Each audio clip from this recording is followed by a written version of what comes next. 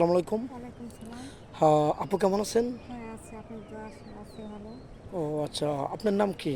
আমার নাম স্বাতী। সাথী, একটু জোরে কথা বলেন, আমাদের দর্শক বিন্দু শুনতে পায় না। সাথী না? হ্যাঁ, জি। আপনি বয়স কত?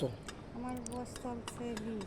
20 বছর বয়স না? হ্যাঁ, তাহলে তো বিয়ের বয়স হয়ে গেছে। হ্যাঁ। আপনি পড়াশোনা করেছেন?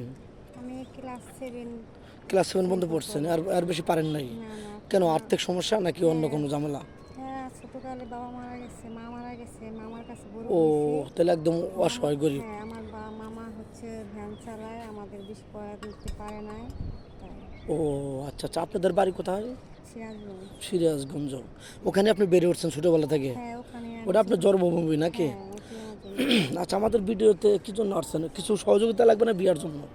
চাইছি যে আমার কেউ নাই, মামার কাছ থেকে ছোটকালের থেকে বড় হয়েছি। এখন আচ্ছা, আমি চাই যে আমার সামনে একটু উন্নতি হোক, তো বা সেটাই বিয়ের সাথে চাই। করে জীবনযাপন হ্যাঁ, করতে চান? জীবনযাপন করতে চাই। আচ্ছা, আপনার এই অসহায়ত্ব দেখে যদি কেউ বিয়ে না করে কিছু সহযোগিতা করে 10-20 হাজার টাকা দেয় একটা সেলাই মেশিন কেনার জন্য, আপনাকে নেবেন?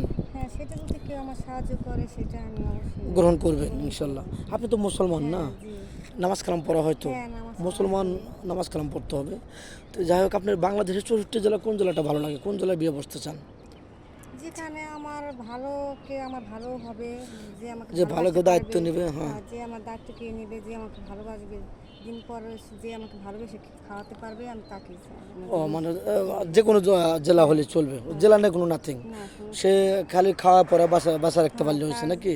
তার ভালোবাসা পাইলেই হয়, কারণ ছোটোবেলা থেকে বাবা মার ভালোবাসা পাইনি, বাবা মা মারা গেছে। তারপর এই জন্য আমি তাদের চাই যে আমার সারা জীবন যে ভালোবাসতে পারে তাকে আমি চাই। ও, বুঝতে পারছি যে আপনাকে আপনাকে যে একটু আগলে রাখতে পারবে, হ্যাঁ, দুই বেলা দুই মুঠো ডাউল ভাত খাওয়াতে পারবে, তার হ্যাঁ, সাথে আপনি বিয়ে করতে চান, এই তো? হ্যাঁ।